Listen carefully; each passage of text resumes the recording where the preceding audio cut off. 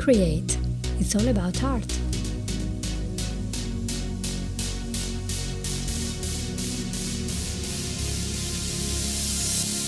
Hello everyone and welcome to the show.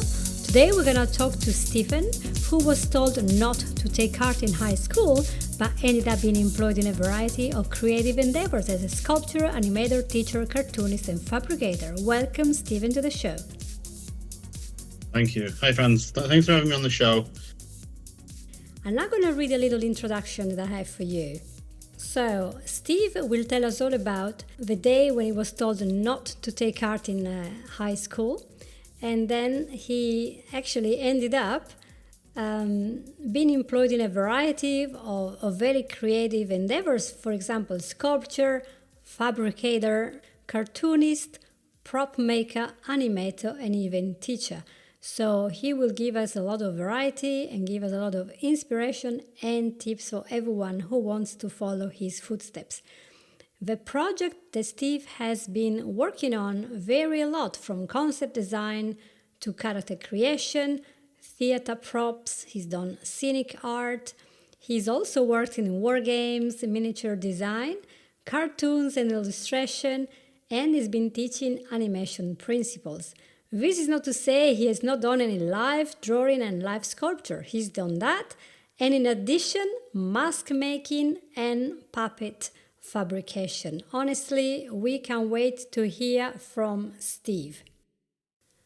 So I'm very, very excited to have you here today, and thank you so much for taking the time today. It's a sweltering 31 degrees in the UK, so it's really, really hot. So thank you for being here and spending your lunchtime with us. And of course, I'm going to start from the beginning. I want to hear all about when you started to have an interest in art and in 3D when you were at school. So tell me all about it. Yeah, sure. So it's quite long and varied, and there's lots of different things that have been going on. First and foremost, I started out with a love of fantasy art when I was a child, and coming into school and learning things about art, that's kind of where my focus was in the beginning. So there's been lots of things going on. I've been interested in cartoons and films, animation and comic books. I used to get a comic book when I was in my paper round. When I had a paper round, I'd get a Star Wars comic or I'd get a Batman comic. And this really got me interested in that people did art for a living. People really, went out there and had a job and drew these really cool characters. And then I came across things like Wallace and Gromit, Nick Park's creation from Aardman.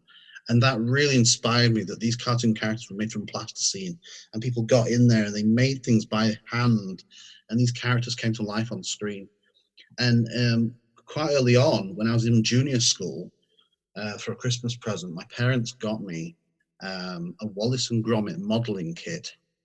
And you could make Wallace and Gromit and then the penguin with a little plasticine rubber glove on his head, and you had the three characters. And I think I spent the entirety of Christmas Day, when I just got it, making these characters, because I was absolutely, oh my goodness, you get little plastic eyes that you can put into the plasticine, and you can make the little belly, and you can make little characters in the arms and everything.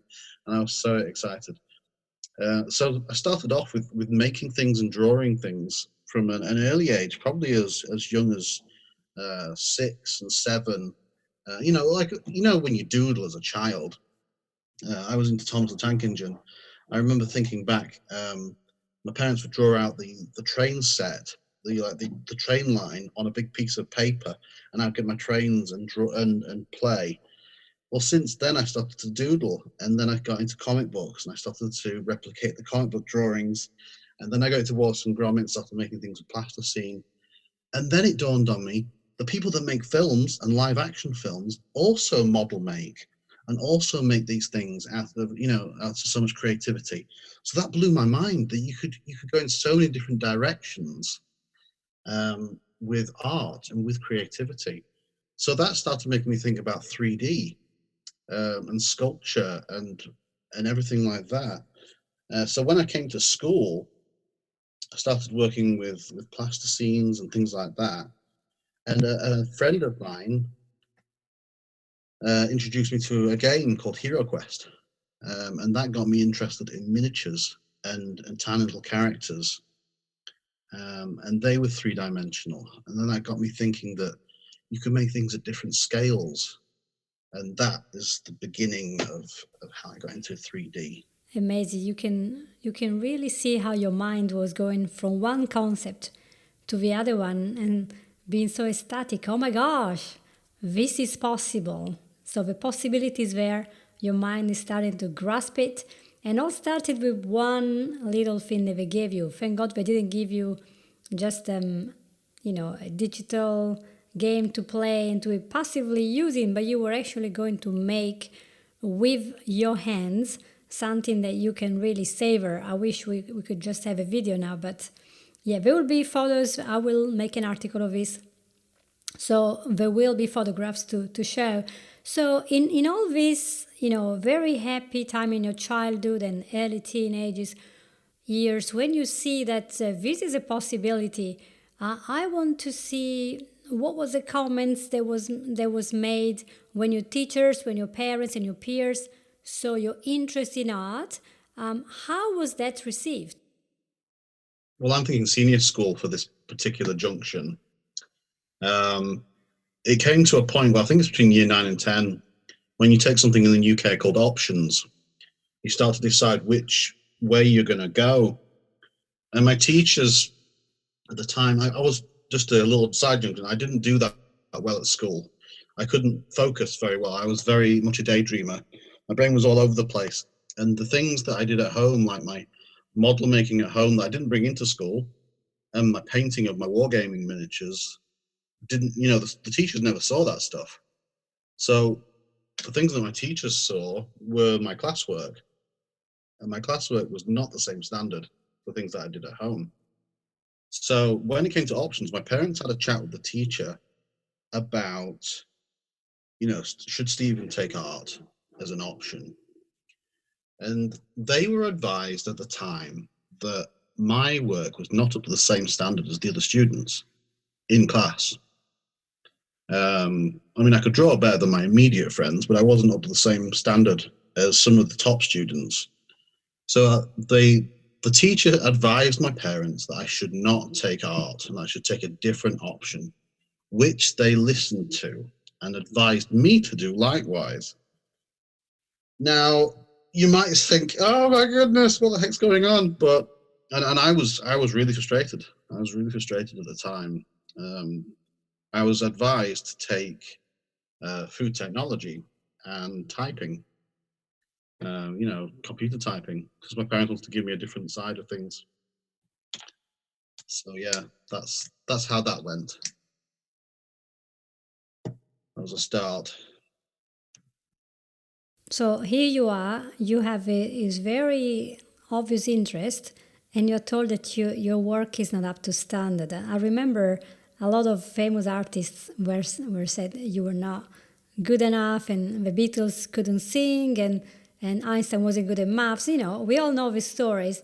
Steve Jobs was thrown out of school, and etc. So here we are again.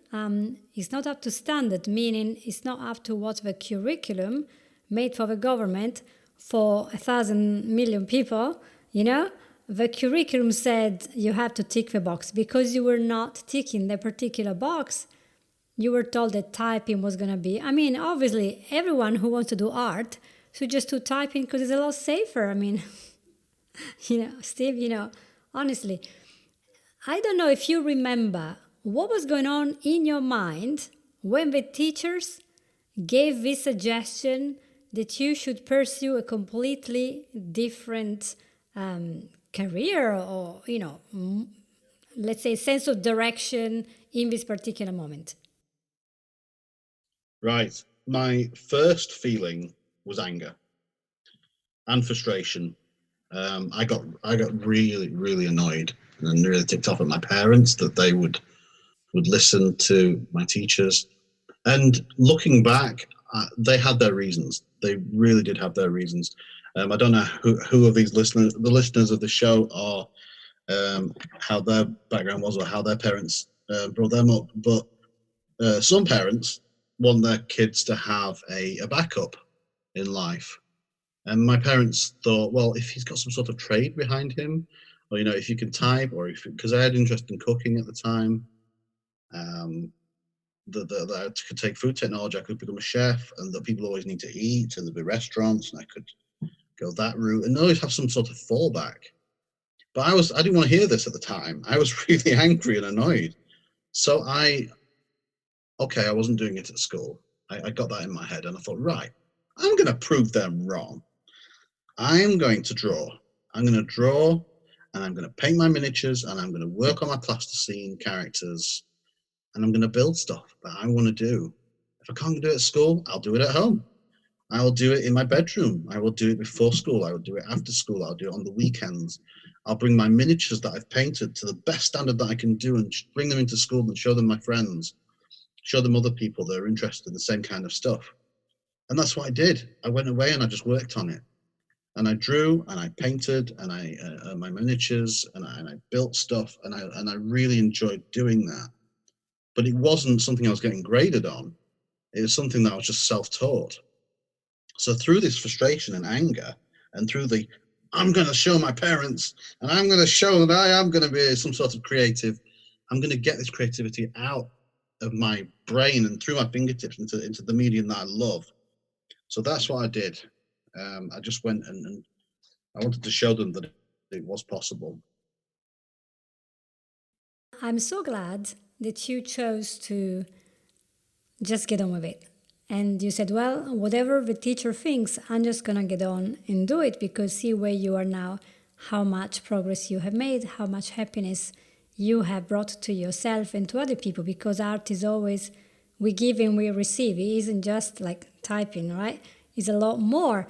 Going back 1 minute, what could have been done better then if you could now go back and tap the shoulder of the teacher knowing what's going to happen? What would you say to the teacher, the poor teacher that was trying to help you?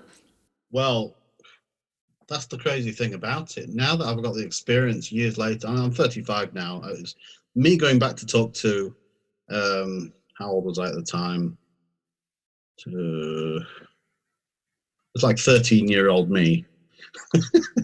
If I went back to talk to the teacher, there's been several times I've wanted to walk back in that school and go, I told you so. So many times I've wanted to do that, but it's actually worked out in the end. The frustration and the roadblocks that have been put in the way have made me think, well, how can I work around them? How can I work over them? How can I attack this from a different angle? And that's made me creative in a different way that I don't think I would have had I just been allowed to do what I wanted to do. If I'd just been allowed to take art, I possibly would have gone on a gentler, more meandering path. And I think that it's been a blessing in disguise. Being told no has made me fight for it harder. And I'm thankful in the long run, which is kind of strange, but I'm glad. I love this. This is like I've got the warrior personality and I'm going to just do my thing, whatever you guys think. But there will be people who maybe didn't have that. Maybe they didn't have this personality. So they might be now maybe 30 years old, 40, 50, even older. And they remember with fondness that when they were young, there used to be a form of art, music, dance, whatever that they really wanted to spend time with. So let's pretend that these people like you have been told, no, just do art. Maybe when you're older, in this moment, just concentrate on something that will give you a job because, of course, school wants to give you a job, right? And let's say that these people now want to start, but they did not build up the confidence that you have because of your personality difference and also because you spent all these years doing something about it, but they didn't. So what would be your tip to anyone who wanted to start now? What should be, maybe a step to do first? So my tip, drawing is so important. To me, drawing is it is a way to get your thoughts out quite quickly, in understanding mark making. What I've done is I've written down some notes. you can do lots of different things, draw lots of different types of things. Life drawing from imagination, copying and creating your own versions from things that inspire you. Sculpture, you can. The same goes for 3D and sculpture art, but do a balance of two things: art that excites you and art that helps you grow. Things that you don't know how to do. If you don't know how to do it, give it a go, and even if you fall short, you will have learned something. So, yeah, definitely look at that. I would say, yeah, the tip: if you want to do art, and try and find people that inspire you or can teach you or give you some feedback.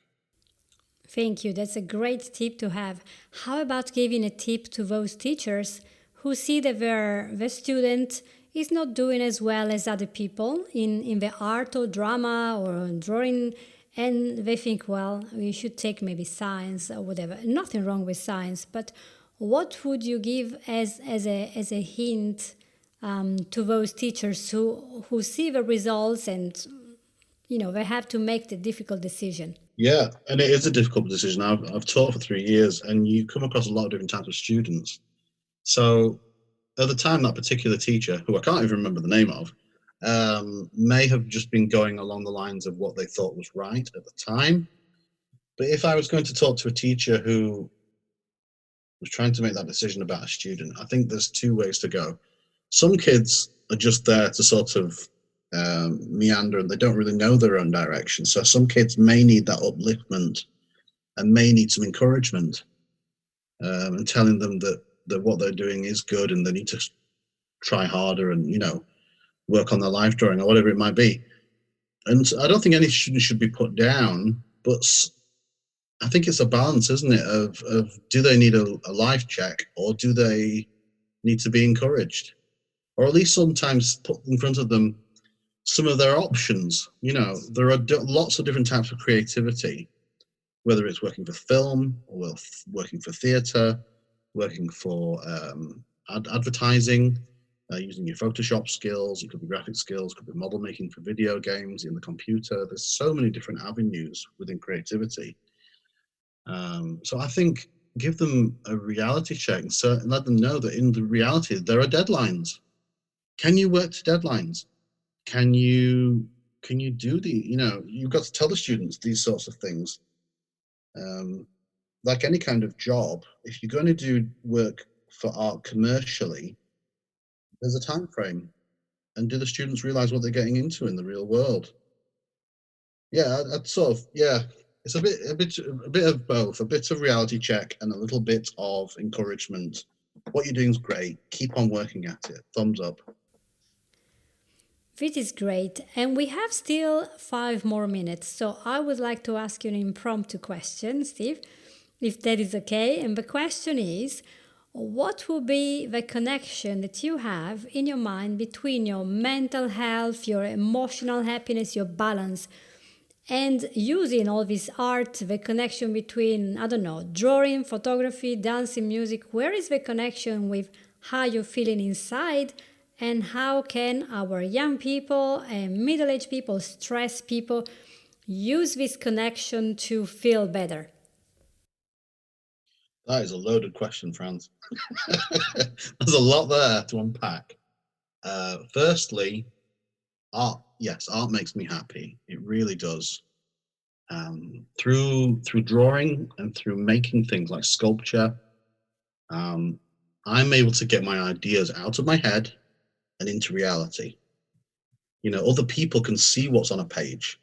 Other people can see what is in a three-dimensional form that's been crafted and shaped. And I found a kind of therapy through that, in that it's, at the end of a hard day and you get home from work and you do a little bit of art, you're getting these ideas out of your head. I feel a little bit more in tune with where I should be in the universe. I feel like I'm tapping into something that is closer to my true soul, my true self. And I love that. And I think anybody that's stressed and frustrated, art really can help. Whether it's painting or photography or sculpture or even digital art or in any kind of form. There are so many ways that you can express yourself. Some people don't have very good time, very good, how would you say, people do not always have long attention spans. So it could be that you want to do instantaneous art, and photography is fantastic for that. Finding a subject, capturing it, and then possibly photo manipulation and playing around with those colors and enjoying that way. It could be that you have a very, very long time, lots of time, or that you want to work on something for hours, weeks, days, months. And I think sculpture is very good for that, for healing that kind of process, because you start with your concept and then you go into your armature and then you build the thing and then you craft it, shape it, repose it, and play with it in three-dimensional forms. And that can take, a long time. But then digital art and painting can take a very long time too. So through expression of color and enjoyment of the building and the working out process, I think it really exercises your mind in different fields.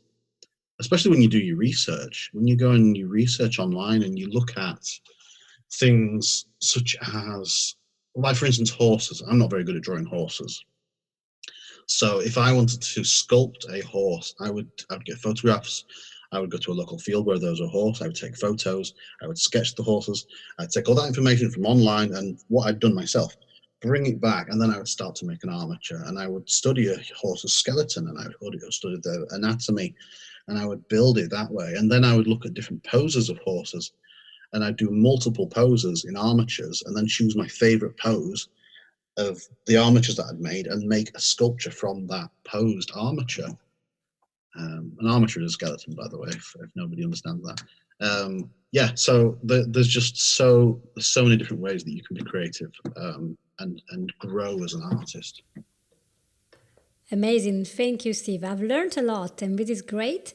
So anyone who is listening that would like to get started on revise those skills that they had put back on the shelf many, many years ago, there is always a hope, which is amazing. We live in very, very perilous time. There are lots of things going on that can be very distressing. It's difficult for us, even if we are, in a very dreadful situation. Sometimes just picking up a pencil and making a mark, it's just so helpful to calm down and center ourselves. Now, I'm very happy to announce that there will be 3 more episodes with Stephen. In the future, we will be talking about all sorts of aspects of his art. So watch this space. There will be once a week for the month of August. There will be more episodes coming. So you will hear again from Stephen.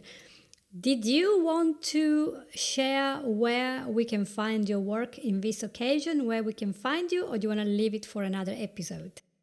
Sure. At this stage, I can tell you where my Instagram is. I have an Instagram account, which is Stephen Young Sculptor.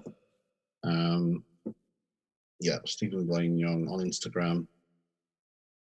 Yeah, that's where you can find me. That's great. And do you do commissions? I do commissions, but I'm focusing in making Warhammer miniatures and wargaming miniatures. That is my focus. If somebody wants me to sculpt their pet, yes. If I want to do a likeness, yes. But I'm mainly focusing on miniatures and wargaming miniatures now. Okay, that's fine. Thank you very much for being with us, Stephen.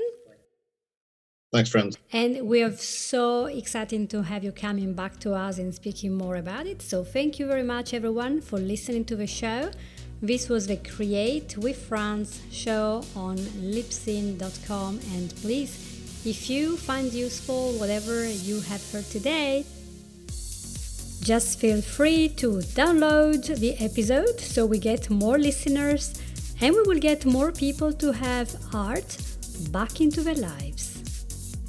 In the next episode, Stephen will talk about cartoon. He has a degree in animation, and he will talk about how he used his cartoons for a very specific cartoon about his own daughters, and this led to the creation of a group called Isolation Installation, which is found on Facebook. As for now, thank you very much and goodbye. Bye. You have listened to an episode of Create with Franz. It's all about art.